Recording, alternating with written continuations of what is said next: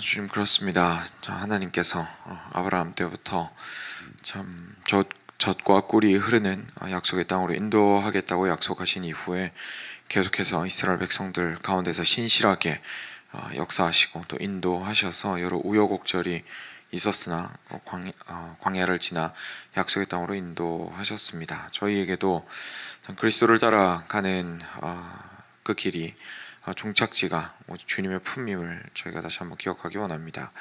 저의 약속의 땅이 참으로 주님의 품임을 기억할 때에 오늘 이 시간부터 한 걸음 한 걸음이 참 주와 동행하고 주님과 함께함으로 기뻐하는 그러한 삶이 될 수 있도록 주여 붙들어 주시옵소서. 주님, 저희의 눈을 열어주셔서 주님이 어떤 분이신지, 그리고 앞으로 가야 하는 목적지가 어디인지를 흐트러지지 아니하고 시선을 집중시킬 수 있도록 도와주시고, 저의 마음을 주께서 굳건히 하여 주셔서 오늘의 삶이 아무리 낙심이 되고 무너질 것 같은 때가 있다 할지라도 저희가 포기하지 아니하고 마음을 참 무르게 하지 아니하고 굳건히 하여 이 길을 걸어가도록 주여 우리를 단단하게 하여 주시옵소서. 주님, 오늘도 그래서 말씀 앞에 섭니다. 주의 말씀이 우리에게 허락하시는 소망과 주의 말씀이 우리에게 주시는 그 단단함과 또한 위로와 격려와 책망들을 인하여서 저희가 또한 한 단계 성장하며 또 한 걸음 주께 가까이 나아가기를 원하오니 주여 오늘도 우리와 함께하여 주시옵소서. 감사하며 사랑하는 예수 그리스도의 이름으로 기도드렸습니다. 아멘. 네, 민수기 13장입니다.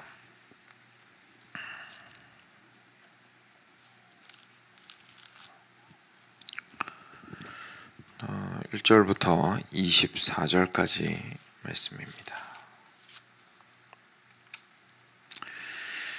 같이 교독하겠습니다. 제가 먼저 한 절 읽겠습니다.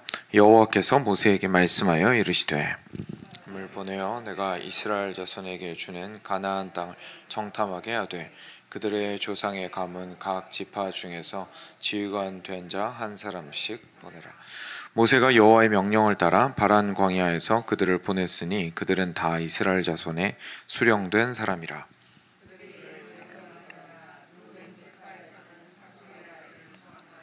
시므온 지파에서는 호리의 아들 사밧이요 여분네의 아들 갈렙이요 이사갈 지파에서는 요셉의 아들 이갈이요 에브라임 지파에서는 눈의 아들 호세갈 베냐민 지파에서는 라브의 아들 발디요 물론 지파에서는 소디의 아들 갓디엘이요 요셉 지파 곧 므낫세 지파에서는 수시의 아들 갓디요 단 지파에서는 그말리의 아들 암미엘이요 아셀 지파에서는 미가엘의 아들 수두리요 납달리 지파에서는 웁시의 아들 나비요 갓 지파에서는 마기의 아들 그우엘리니 이는 모세가 땅을 정탐하러 보낸 자들의 이름이라. 모세가 눈의 아들 호세아를 여호수아라 불렀더라. 모세가 가나안 땅을 정탐하러 그들을 보내며 이르되 너희는 네겝 길로 행하여 산지로 올라가서 그 땅이 어떠한지 정탐하라. 곧 그 땅 거민이 강한지 약한지 많은지 적은지와 그들이 사는 땅이 좋은지 나쁜지와 사는 성읍이 진영인지 산성인지와 토지가 비옥한지 메마른지 나무가 있는지 없는지를 탐지하라. 담대하라. 또 그 땅의 실과를 가져오라 하니 그때는 포도가 처음 익을 즈음이었더라. 이에 그들이 올라가서 땅을 정탐하되 신광야에서부터 하마더기 르홉에 이르렀고 또 네겝으로 올라가서 헤브론에 이르렀으니 헤브론은 애굽 소안보다 7년 전에 세운 곳이라. 그곳에 아낙 자손 아히만과 세세와 달메가 있었더라. 또 에스골 골짜기에 이르러 거기서 포도송이가 달린 가지를 베어 둘이 막대기에 꿰어매고 또 석류와 무화과를 따니라. 이스라엘 자손이 거기서 포도를 베었으므로 그곳을 에스골 골짜기라 불렀더라. 아멘. 네. 저희가 역시나 어릴 때부터 참 많이 들어오는 이야기입니다. 12정탐꾼에 대한 이야기인데요. 오늘은 본문이 이제 정탐꾼 보내고 그리고 정탐꾼들이 거기에서 이렇게 과실들 꿰어오는 것까지만 보게 되고 내일 본문이 이제 와서 백성들에게 보고하고 하는 부분입니다. 그래서 내일은 함께 말씀을 볼 수 없기 때문에 지금 말씀 나누면서 좀 자연스럽게 내일 말씀까지 함께 좀 아울러서 같이 살펴볼 수 있도록 하겠습니다.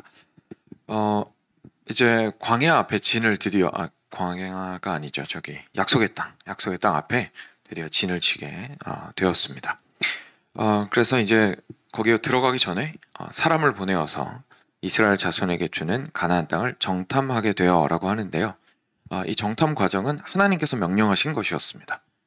그냥 모세가 혼자서 생각한 게 아니라 1절 보시면 여호와께서 모세에게 말씀하여 이르시되 이렇게 되어 있습니다.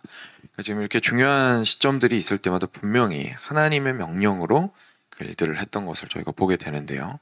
정탐꾼을 보내는 것 자체는 이제 하나님이 지시하신 것이었습니다. 그래서 그렇게 사람을 보내었습니다. 그래서 거기에서 보낸 사람들은 바란 광야에서 이제 출발을 하게 되었는데 이 사람들은 이스라엘 자손의 리더십들이었습니다. 그래서 그 무리 중에서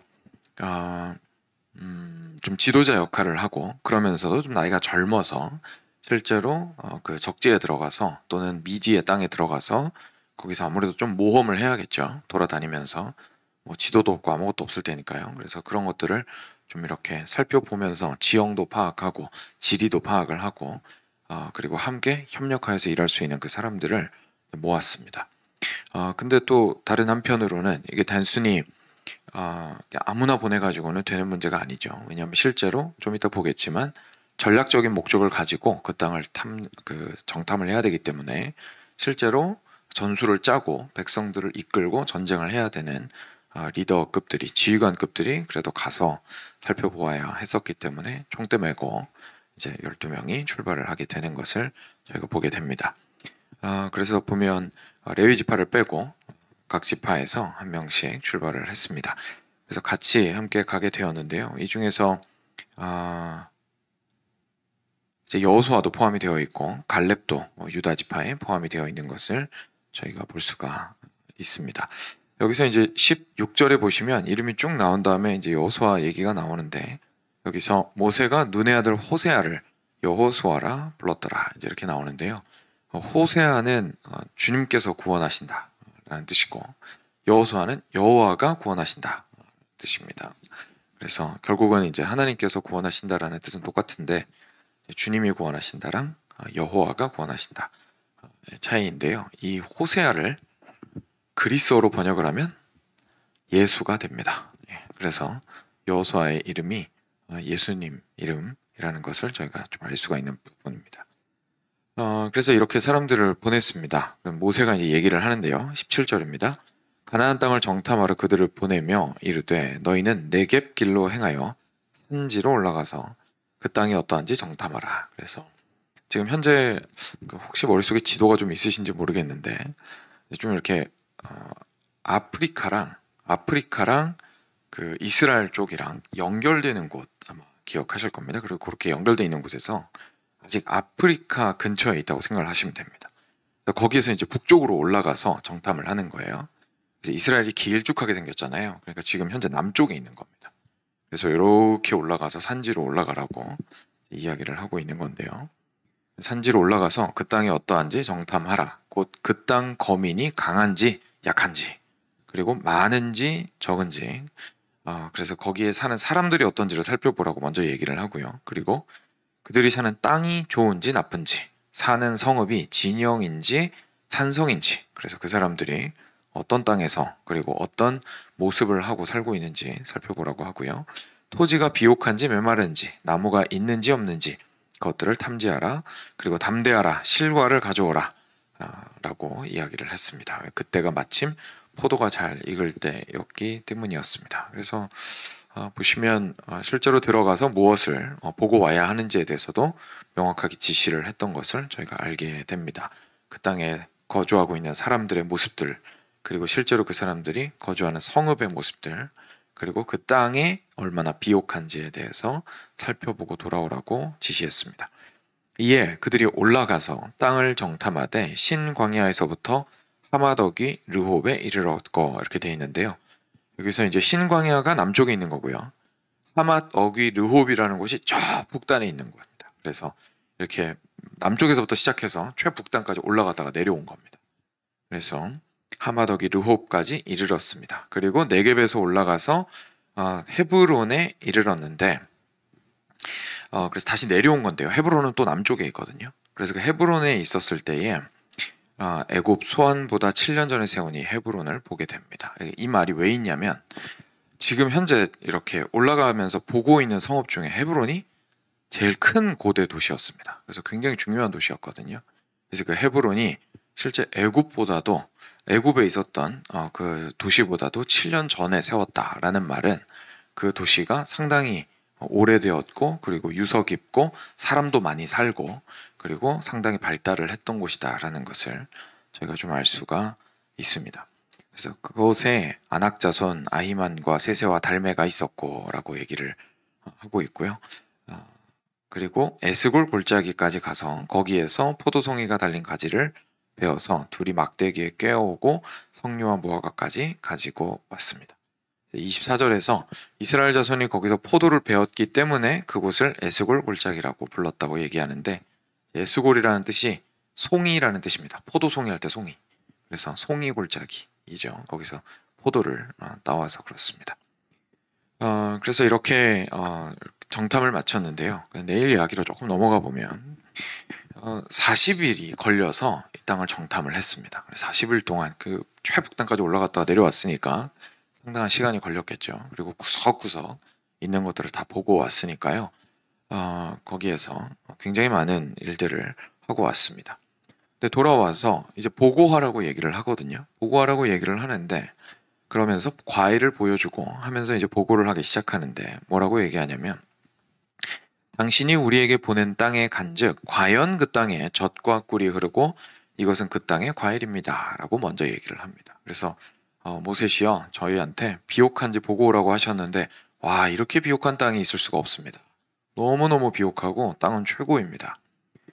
그 땅에 젖과 꿀이 흐릅니다. 그런데 문제가 있습니다. 그 땅에 거주민들이 너무 강하고 그리고 성읍은 너무나 견고하고 힘이 커서 거기에서 수많은 사람들을 보았는데 이 사람들은 너무너무 기골이 장대하고 크고 튼튼한 사람들일 뿐만 아니라 어디 이렇게 한 민족이 한 곳에 몰려있는 것이 아니라 좀 저희가 들어가서 비집고 들어갈 만한 틈이 있는 게 아니라 해변가면 해변가, 산지면 산지 가는 곳마다 이 사람들이 각기 다른 족속들이 이미 자리를 잡고 있더이다 라고 보고를 하게 되는 거죠. 그래서 거기에서 갈렙이 저희가 잘 아는 것처럼 백성을 조용하게 하고 말하되 우리가 곧 올라가서 그 땅을 취하자 능히 이르리라 라고 이야기를 했습니다. 근데 함께 갔던 다른 사람들은 이렇게 말하죠. 우리는 능히 올라가서 그 백성을 치지 못하리라. 그들은 우리보다 강하니라 라고 이야기를 하는데요. 그 다음이 사실 재밌습니다. 이스라엘 자손 앞에서 그 정탐한 땅을 악평하여 이르되 우리가 두루 다니며 정탐한 땅은 그 거주민을 삼키는 땅이요 거기서 본 모든 백성은 신장이 장대한 자들이며 거기서 네피림 후손인 아낙 자손의 거인들을 보았나니 우리는 스스로 보기에도 메뚜기 같으니 그들이 보기에도 그와 같았을 것이니라 라고 얘기하면서 그 사람들 앞에 있었더니 우리는 메뚜기 같고요 그 땅이 뭐 그렇게 좋은 땅이 아니에요. 사람들이 너무 우리를 힘들게 할 만한 사람들이 있어서 들어가서 살다 보면 우리를 집어 삼켜버릴 만한 땅입니다 라고 이야기를 하게 됩니다. 저희가 이렇게 정탐 과정들을 좀 보고요. 그리고 이제 내일 묵상할 내용이긴 하지만 미리 앞서가서 좀 함께 보았는데요. 여기서 참 중요한 것들을 많이 깨닫게 됩니다. 일단 먼저 첫 번째로 정탐이라는 것 자체가 문제가 아니었다는 것은 일단 저희가 기억할 필요가 있습니다. 저희가 믿음으로써 하나님께서 말씀하신 그 땅을 향해서 걸어갑니다. 방금 찬양 가사가 참 좋았던 것 같은데 결국 여호수아가 이스라엘 백성을 이끌고 갔던 그 약속의 땅이 우리에게는 주님의 품이다 라는 그 가사와 같이 우리가 그렇게 주님의 품으로 향해 가는 길 가운데에서 만나게 되는 수많은 일들이 있고 주님께서 원하시는 걸음들이 있고 자리들이 있습니다. 그런데 그곳에 우리가 갈 때에 정탐하는 것 자체가 문제는 아니라는 얘기입니다.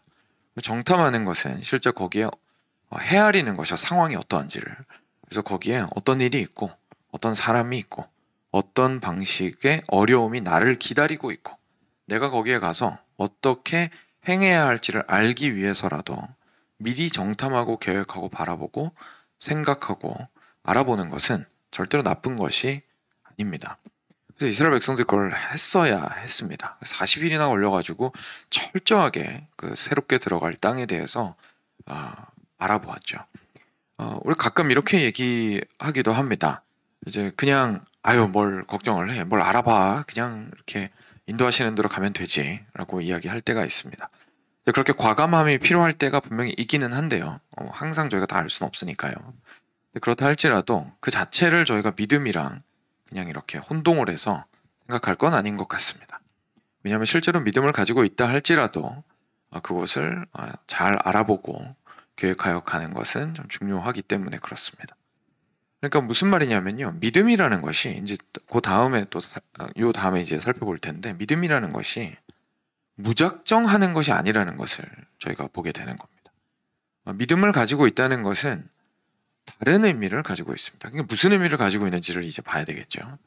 그래서 지금 현재 앞에 놓인 것들을 올바르게 판단하고 계획하고 헤아려 보는 것은 좋은 것이라는 것을 일단 첫 번째로 짚고 넘어가죠.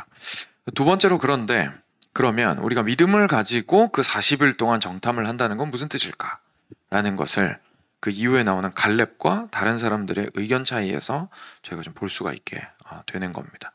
믿음이라는 것이 아무것도 안 하고 가만히 있는다거나 아니면 무작정 돌파한다라는 것이 아니라, 믿음이라는 것은 내가 본 것을 가지고, 내가 본 것을 근거해서 판단하는 것이 아니라 하나님께서 약속하신 것을 근거해서 내가 본 것을 해석한다는 뜻입니다. 거기에 가서 정탐을 한 사람들이 보고 온 것들이 있습니다. 갈렙과 거기에 가서 함께 갔던 다른 정탐꾼들의 가장 큰 차이가 뭐냐면, 무엇을 근거로 나의 다음 행동을 판단할 것인가입니다. 그런데 갈렙은 하나님의 약속을 근거로 그곳을 바라보았습니다. 그래서 그곳에 갔더니 아낙 작손이 없느냐 그러면 있습니다. 그렇죠? 그리고 거기에 어려운 일들이 없냐 그러면 있을 겁니다. 그래서 거기에 가서 분명히 전쟁을 해야 하고 싸우는 과정이 필요합니다. 어려움을 갈렙도 못 본 게 아니었습니다. 무작정 긍정의 왕이어가지고 가면은 그냥 사람들이 우리한테 절하고 땅을 내줄 거예요, 그렇게 말하지 않았습니다. 가서 싸워야 되는 건 확실합니다. 그런데 이 사람은 하나님께서 여기까지 데리고 오셨고, 하나님께서 시작부터, 처음부터, 중간에 얘기하신 것도 아니에요. 시작부터 애굽에서부터 데리고 나오실 때부터 여기를 데리고 오시겠다고 말씀하시고 콕 집어가지고 여기까지 데리고 오시고, 과정 가운데 만나도 주시고 메추라기도 주시고, 다른 민족들과 전쟁 경험이 없는 것도 아니고 중간에 율법도 주시고 온갖 것들을 통해서 하나님을 경험하게 하셨는데, 그 하나님께서 오늘 여기까지 우리를 인도해 오셨으니 우리 반드시 이 땅에 들어간다라는 것에 못을 박아놓고 그것은 절대로 움직이지 않았던 겁니다. 하나님의 계획과 뜻을 기준으로 삼았던 것이죠. 그리고 나서 현재 이 상황을 해석을 한 겁니다. 어려워서 돌아서는 것이 아니라 어렵지만 싸워서 이길 수 있습니다. 왜냐하면 하나님께서 약속하셨기 때문입니다. 그래서 그 땅이 젖과 꿀이 흐르는 땅이기에 취할 수 있습니다 라고 갈렙이 이야기를 했던 것이죠. 반대로 정탐꾼들은 똑같은 걸 봤습니다. 근데 이 사람들은 무엇에 근거해서 판단할 것인가를 이렇게 뒤집어 버린 거죠. 하나님께서 말씀하신 거에 근거해서 상황을 본 게 아니고 상황에 근거해서 하나님을 본 겁니다. 그래서 상황 가운데에서 봤더니 이걸 어떻게 이기나, 나의 연약함과 그리고 저 사람들의 강대함만 보이는 거죠. 아무리 젖과 꿀이 흐르는 땅이라 할지라도 들어가서 죽게 생겼는데 무슨 소용이 있나 라고 했습니다. 그래서 그거에 근거해서 이제까지 하나님께서 어떻게 자기들을 인도해 오셨는지는 깡그리 다 잊어버리고, 그리고 하나님께서 심지어 홍해까지 가르고 여기까지 인도해 오셨다라는 것을 알고 있는데 그것은 무시해버리고 눈에 전혀 안 보이고 하나님이 약속하신 땅이 코앞에 있다는 것은 생각하지 않고 우리는 싸워 이길 수 없습니다 라고 이야기를 했던 겁니다. 사랑하는 여러분, 저희가 믿음을 가진다는 것은 긍정의 힘을 가진다는 뜻이 아닙니다. 상황이 좋아질 것이다 라고 생각하는 것은 믿음이 아닙니다. 상황이 좋아질 것이고 하면 될 것이다 라고 생각하는 것이 아니고요. 믿음이라는 것은 하나님께서 당신의 하나님 되심을 절대로 타협하지 않고 이루실 것이다라는 것을 믿는 믿음입니다. 그것을 강하게 믿었을 때에서만 비로소 하나님의 약속을 믿을 수가 있고, 하나님께서 약속하신 것을 믿었기 때문에 상황을 보는 눈이 달라지게 되는 겁니다. 소돔과 고모라에 있을 때는 하나님께서 도망치라고 말씀하셨습니다. 뒤도 돌아보지 말고 도망치라고 말씀하셨습니다. 예레미야 선지자를 통해서도 이스라엘 백성들에게 회개하고 돌이키고 이방 백성들한테 그냥 지라고 말씀하셨습니다. 다시 말해서 무조건 상황을 긍정적으로 해석하고 이 상황이 어떻게든 잘 될 거야 라고 하는 것이 믿음이 아니라 하나님이 뭐라고 말씀하시는지를 믿는 것이 참된 믿음입니다. 근데 갈렙은 오늘 그거에 근거해서 긍정적인 생각을 할 수 있었던 것이죠. 하나님께서 왜냐하면 주겠다고 말씀하셨던 상황인 거니까요. 거기에서 가장 큰 차이가 있었다는 것을 저희가 보게 됩니다. 오늘 아침 말씀을 통하여서 저의 삶을 좀 돌이켜 보았으면 좋겠습니다. 우리 앞에 안악자손 있을 수 있습니다. 그런데 그 어려움 가운데에서 하나님께서 나에게 어떻게 행하기를 원하시는가, 신학시대를 살고 있는 우리들한테는 뭔가 막 산지를 점령하고 뭐 어떤 특정한 지역이나 사람이나 업종이나 사업을 우리가 점령해야 되는 것이 하나님의 뜻이라고 보기는 좀 힘듭니다. 그렇지만 하나님께서 원하시는 모습은 있습니다. 우리가 하나님을 믿는 믿음으로 그리스도와 함께 동행하여 이 길을 걸어가는 싸움을 싸우기를 원하십니다. 오늘 내가 싸우는 그 영적 싸움은 존재하고, 그리고 그 싸움은 어렵습니다. 내 안에 죄와 싸워야 될 수도 있고 외부의 압력과 또는 유혹과 싸워야 될 수도 있습니다. 들어가는 그 길은 하나님께서 데리고 가겠다고 약속하신 길입니다. 그렇다면 오늘의 싸움을 포기할 수 없습니다. 왜냐하면 이 싸움을 포기하는 순간 결국 우리는 뭘 하는 거냐면, 제가 뭐 얼마나 더 거룩해지겠다고, 제가 뭐 얼마나 더 하나님한테 이쁨 받겠다고 하면서 스스로 하나님께서 그렇게 하시겠다고 한 것을 이렇게 무르는 것이기 때문에 그렇습니다. 하나님 여기가 괜찮으니까요, 굳이 뭐 그렇게 약속의 땅까지 들어가게 하지 마시고요, 이 언덕 위에 장막 치고 그냥 잘 살게 해주세요. 만나랑 메추라기 먹으면서 평안하게 잘 살아보겠습니다 라고 얘기하는 거나 사실 마찬가지가 된다는 얘기입니다. 그래서 우리는 지속적으로 우리의 하나님의 품에 안길 때까지 이 영적인 싸움들을 싸워나갔으면 좋겠습니다. 같이 기도하겠습니다. 들으신 말씀